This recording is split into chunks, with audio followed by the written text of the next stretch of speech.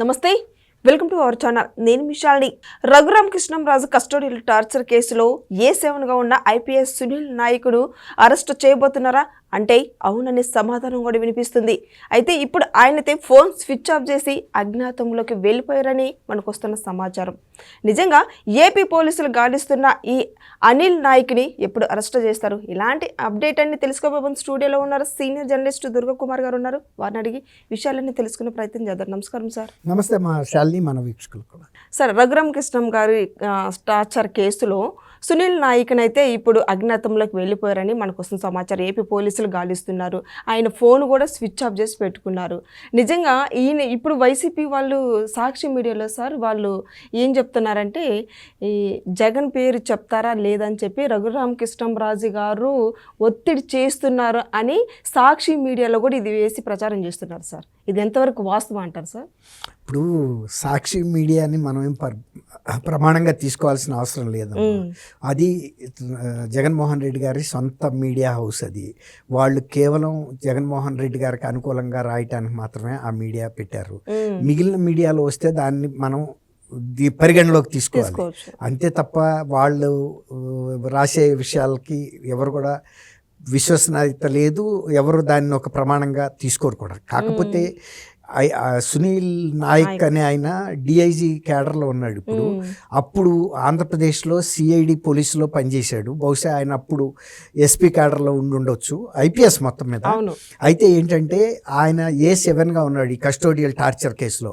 రఘురామరాజు గారి custodial torture అనేది జాతీయ స్థాయిలోనే ఒక ప్రముఖమైన కేసు. ఎందుకంటే ఒక సిట్టింగ్ ఎంపీని సొంత పార్టీకి చెందిన ప్రభుత్వం ఆ కస్టోడియల్ టార్చర్ పెట్టడం అనేది ఇంతవరకు భారతదేశ చరిత్రలో ఎక్కడ జరగలేదు. ఎంపీనే పెట్టలేదు, సొంత పార్టీ ఎంపీని ఆ ప్రభుత్వం పెట్టలేదు. అప్పుడు వైఎస్ఆర్సీపీ ప్రభుత్వమే ఆంధ్రప్రదేశ్లో ఉంది.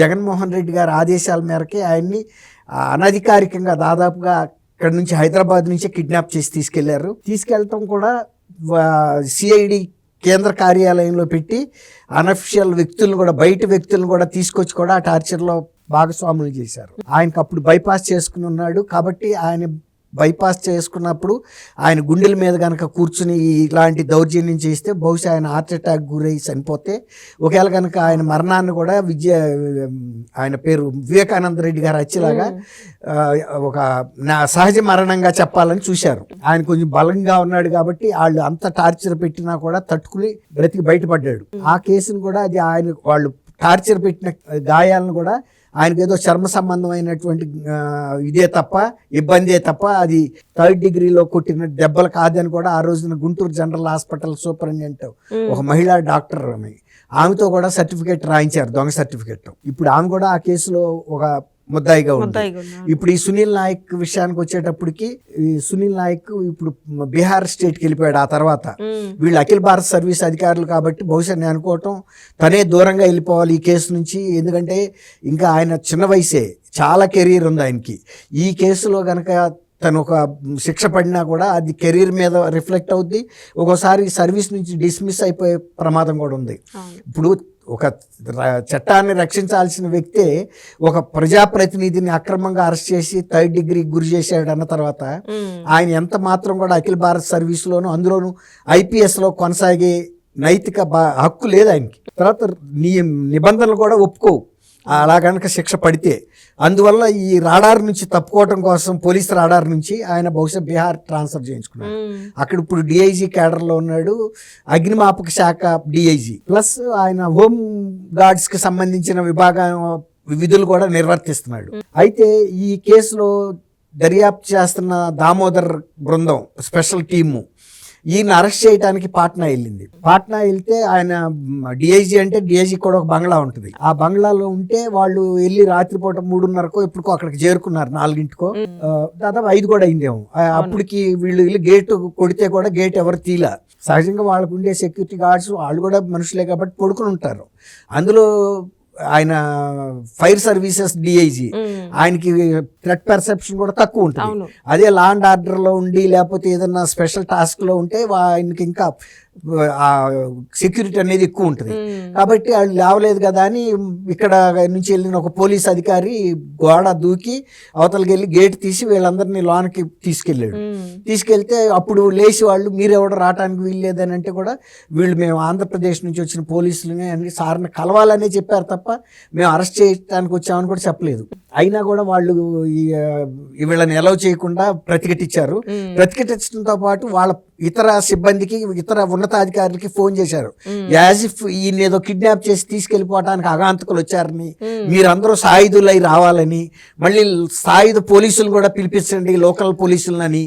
ఎందుకంటే ఫైర్ సిబ్బందికి ఉండవు కదా, ఫైర్ ఆర్మ్స్ ఉండవు వాళ్ళకి, ఎంతసేపు అగ్నిమాపక ఆర్పటానికి అయి ఉంటాయి. కానీ వీళ్ళు లోకల్ పోలీసులు కూడా పిలిపించారు, హోమ్ గార్డులు పిలిపించారు. అంటే విపరీతమైనటువంటి మందిని పిలిపించేసి మహా వెళ్తే ఇక్కడి నుంచి వెళ్తే 7-8 మంది 10 మంది మీకు మ్యాక్సిమం వెళ్తారు టీం ఎప్పుడైనా. అక్కడ పోలీసుల సహకారం ఉంటుంది, అక్కడ తీసుకుంటాం అనుకుంటారు తప్ప అది కూడా ఆయనతో మాట్లాడి ఇదిగో మేము ఈ పని మీద వచ్చామండి అన్న తర్వాత అరెస్ట్ చూపించి మళ్ళీ లోకల్ పోలీసులు కూడా పిలిపిస్తారు. ఎందుకంటే ఒక ఎవరిని ఐపీఎస్ అనే కాదు, బీహార్లో ఎవరినైనా ఒక సివిలియన్ని అరెస్ట్ చేయాలన్నా కూడా లోకల్ పోలీస్కి చెప్పాల్సిన బాధ్యత ఉంది, చట్టం చెబుతుంది ఆ విధంగా చేయమని. అయితే వీళ్ళని ఓవర్ పవర్ చేసే విధంగా వాళ్ళు ప్రతిఘటిస్తున్నారు అక్కడ. అప్పుడు వీళ్ళు ఏం చేయాలో తెలియని పరిస్థితిలో ఇక్కడ అధికారులకు చెప్పారు.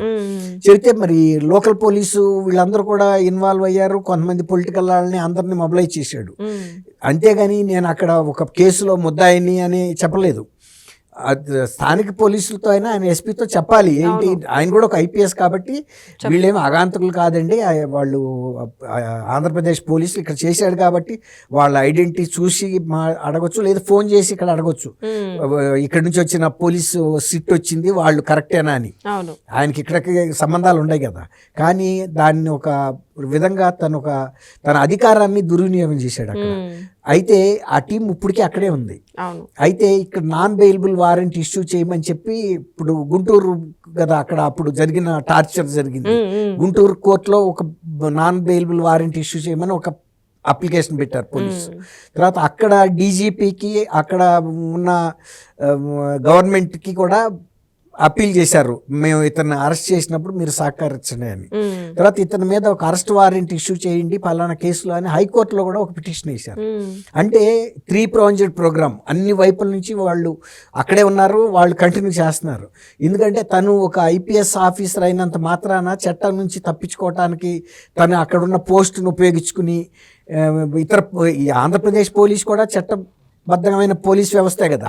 కాబట్టి వీళ్ళు ఒక అధికారంతోనే వెళ్ళారు అక్కడికి, ఏదో కిడ్నాప్ చేయడానికి వెళ్ళలేదు. కానీ అతను ఏమనుకున్నాడంటే నేను పాట్నాలో లోకల్గా ఉన్నా కాబట్టి స్థానికంగా నా చేతిలో ఫైర్ సిబ్బంది మొత్తం ఉన్నారు, వాళ్ళందరినీ దింపుతాను. రెండోది నా చేతిలో హోమ్ గార్డ్స్ ఉన్నారు. తర్వాత లోకల్ పోలీసులు కూడా ఇన్ఫ్లుయెన్స్ చేస్తాను, నన్ను ఏదో అక్రమంగా అరెస్ట్ చేస్తాను.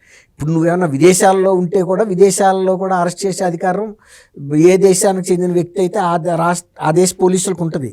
వాళ్ళు కూడా సేమ్ ప్రొసీజర్ ఫాలో అవుతారు అక్కడ కూడా. అక్కడ లోకల్ ప్రభుత్వానికి పోలీసులు కూడా చెప్తారు, ఇదిగో ఈ కేసులో అరెస్ట్ చేయడానికి వచ్చాను.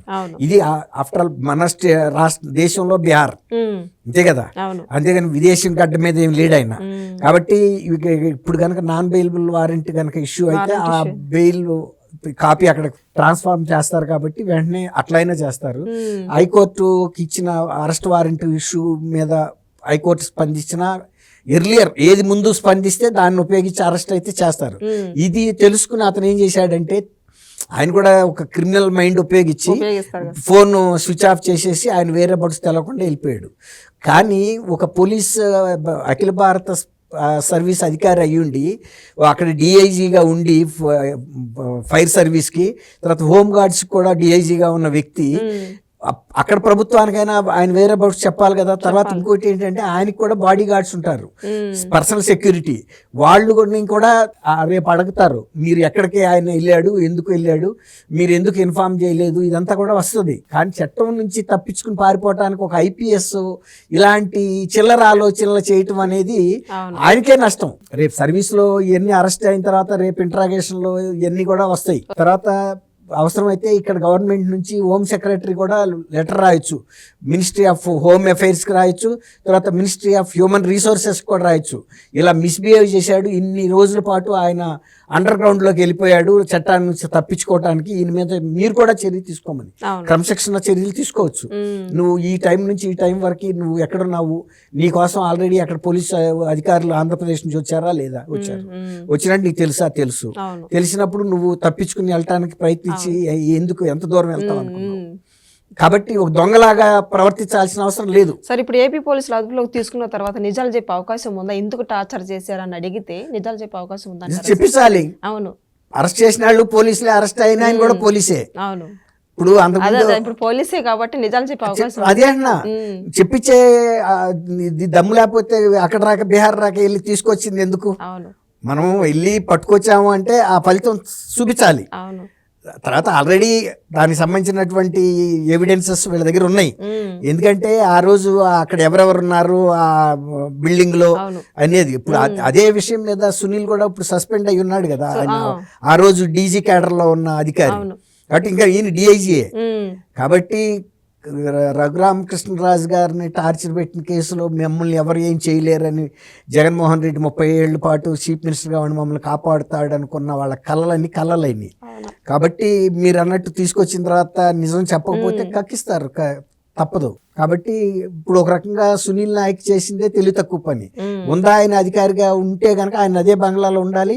అరెస్ట్ వారెంట్ కనుక అక్కడి నుంచి ఇష్యూ అయినా, ఇక్కడ నుంచి NBW non bailable warrant issue అయినా పోలీసులకు సరెండర్ అవటం అనేది ఒక బాధ్యత గల పోలీస్ IPS అధికారి బాధ్యత.